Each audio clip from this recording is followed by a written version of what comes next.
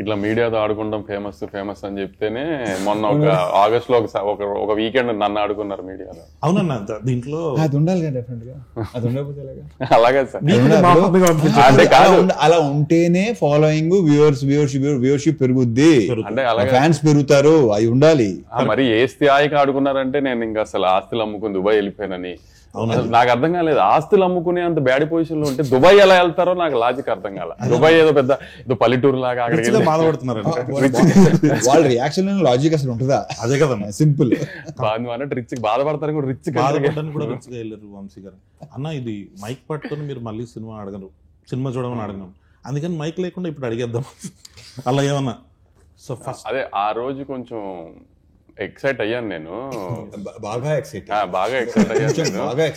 అది సరే ఇక కేకలే. అది ఎలా ఉందంటే రిక్వెస్ట్ లేదు, వార్నింగ్ లో ఉంది. వంశీ ఎప్పుడు వార్నింగ్ కావాలి. అవునే, తప్పులు చేయకుండా ఉంటావా మనుషులు? కొడకల్లారా రాకపోతే చెప్తా మీ పని. తప్పులు చేయకుండా ఉండం కదా, తప్పు జరిగింది ఏం చేస్తాం చెప్పు.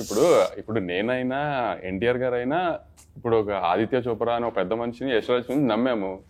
ఇప్పుడు అందరు తప్పులు చేస్తారు కదా, వాళ్ళ సైడ్ తప్పు జరిగింది, మనం దొరికాము, ఏం చేస్తాం దానికి. ఇప్పుడు నేను తీసిన సినిమా కాదు కదా, మేము ఎలా కానీ వాళ్ళని నమ్మాము. పెద్ద మనిషి ఇండియాలోనే బిగ్గెస్ట్ ప్రొడ్యూసర్, ఆయన నమ్మాము, మిస్ఫైర్ అయింది, ఏం చేస్తాం దానికి, వేసుకున్నారు, పడ్డాం అంతే. కానీ అన్న మీరు దొరకాలని చాలా మంది ట్రై చేసినట్టున్నారు, వాళ్ళ ఖుషి ఇచ్చి లాస్ట్ కి మళ్ళీ సెట్ చేసి ఓన్లే మన సినిమా, మనం తీసిన సినిమా కాకుండా బయట సినిమాతో దొరికాం, హ్యాపీ. ఇంకా అంటే ఇప్పుడు వస్తున్న సినిమాలో ఇప్పుడు హైప్ వాట్ ఎవర్, అది ఎవరు స్పీచ్లైనా హైప్. ఇప్పుడు మీ సినిమా ఒకటి వస్తున్నప్పుడు ఈ సినిమా బాగుంటుందండి, మీకు నచ్చుతుంది అనుకుంటున్నాను, వెళ్ళి చూడండి, ఇక్కడ వరకు ఓకే. బట్ అది ఇది మాట్లాడి అంటే రియల్ గా, సో వాట్ ఎవర్ ఇది రియల్ కాబట్టి. అండ్ వార్ 2కి వచ్చేసరికి నాగవంశీ గారు ఓవర్ స్పీచ్ ఇక్కడ కొంచెం ఉంటది. మీకేమనిపించింది మామూలుగా? అది ఆయన ఎప్పుడూ చేసే పని, అది దాన్ని నమ్మాలా లేదా అనేది కేవలం ఫ్యాన్స్ మాత్రమే డిసైడ్ చేసుకోవాలి. అది జనరల్ ఆడియన్స్ కోసం ఇచ్చిన స్పీచ్ అయితే కాదు కదా, అది ఫ్యాన్స్ కోసం ఇచ్చిన స్పీచే కదా. మరి మనం ఎందుకు రియాక్ట్ కావాలి దానికి?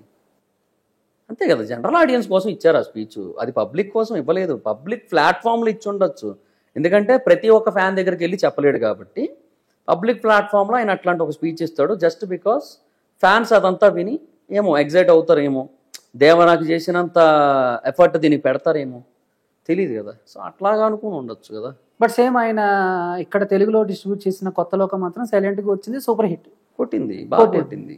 ఇక అప్పటి నుంచి కొంచెం ఆయన మీద కూడా వంశీ గారు మీరు కొంచెం ఇంకా సైలెంట్ గా ఉంటే సినిమాలు ఆడితే ఎక్కువ స్పీచ్ ఓవర్గా ఇవ్వటం వల్ల సినిమాలు ఇలా కొంచెం మిస్ఫైర్ అవుతున్నాయి అని చెప్పేసి మేము చేస్తున్నారు. అది కూడా లేదు, లేదు. ఆయన ఇప్పుడు కొత్త లోక కూడా అదే స్పీచ్ ఇచ్చి ఉంటాడు. ఆయన కనుక పిలిచుంటే ఆయన అదే స్పీచ్ ఇస్తాడు దానికి కూడా ఆయన. కానీ అది సినిమా బాగుంది, సినిమా బాగా ఎక్కింది, వర్కౌట్ అయింది, అయిపోయింది అంతే. అది ఒక కొత్త కాన్సెప్ట్. అది ఒక లేడీ సూపర్ అదేమంటారు, లేడీ సూపర్ మ్యాన్ అనుకోవచ్చు, లేదా సూపర్ పవర్స్ ఉన్న ఒక లేడీ యాక్టర్. సో అది కొంచెం డిఫరెంట్ కదా. మనం అరుంధతి చూసాం, భాగమతి చూసాం, ఇవన్నీ ఏంటంటే ఇవన్నీ రియల్ పవర్, రియల్గా వాళ్ళకి హ్యూమన్సే అన్నట్టే చూపించి అట్లా చేయడం కదా. ఇందులో నీలి ఎప్పటి నుంచో ఉండడం, కొన్ని వందల వేల సంవత్సరాలు, సో ఆ పవర్స్ అవన్నీ కూడా. సో అట్లా అది వేరే కాన్సెప్ట్. ఆ కాన్సెప్ట్ ఎక్కింది, దుల్కర్ క్యామియో బాగా వర్కౌట్ అయింది, ఎవ్రీథింగ్ వర్క్డ్ వెల్. సో నచ్చింది వాళ్ళకి అంతే, అది ఎక్కేసింది.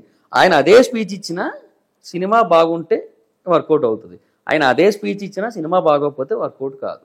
ఆయన ఏం మార్పు, సో ఆయన ఏమీ లేదు, ఆయనది అంటే ఏమీ లేదు అంటే ఆయన చాలా స్ట్రైట్ ఫార్వర్డ్ ఉంటాడు కదా. అది ఆయనకు ఒక క్రేజ్ తెచ్చింది. సో అందువల్ల ఆయన ఇది కూడా రియల్గానే చెప్తాడనే ఫీలింగ్ ఉంటుంది. బట్ అది ఇట్లాంటి కొన్ని వార్ 2 లాంటివి చూసినప్పుడు అట్లా అనిపిస్తుంది. ఈవెన్ నాకు వార్ 2 పర్లేదు అనిపిస్తుంది నాకు, అదే అంత బ్యాడ్ ఫిల్మ్ అయితే కాదు. మరి ఎందుకు సోషల్ మీడియాలో అంతా ట్రోల్ చేయటం, ఎన్టీఆర్ గారిని బాడీ గురించి కానీ వాటెవర్, ఎక్కడి నుంచో పై నుంచి దూకి ఇవన్నీ? అదే విఎఫ్ఎక్స్ కొంచెం, ఆయన్ ముఖర్జీ విఎఫ్ఎక్స్ తెలిసిందే కదా, బ్రహ్మాస్త్ర చూసావు కదా, పింక్ కలర్లో ఎక్కడైనా ఫైర్ ఉంటుందా? అది ఆయన్ ముఖర్జీ దెబ్బ, అది మనం ఏం చేయలేం దానికి. ఆయనకి విఎఫ్ఎక్స్ ఆయనకి వేరే రకంగా, అంటే మనమందరం భూమి మీద ఉంటాం కదా, ఆయన వేరే గ్రహంలో ఉండి అక్కడ విఎఫ్ఎక్స్ అన్ని పట్టుకొస్తారు ఆయన ముఖర్జీ. ఏంటి బ్రో అంత మాట? బ్రహ్మాస్త్ర చూస్తేనే అర్థమయ్యే సినిమా. బ్రహ్మాస్త్ర నిజంగా చెప్తున్నా, super cinema, out right best cinema అసలు. దాన్ని చెడదొబ్బింది ఎక్కడైనా ఉంది అంటే ఒక కాన్సెప్ట్ ఈయన విఎఫ్ఎక్స్. ఫైర్ని పింక్ కలర్లో పెట్టి ఇట్లా చేశాడు ఆయన. ఓకే.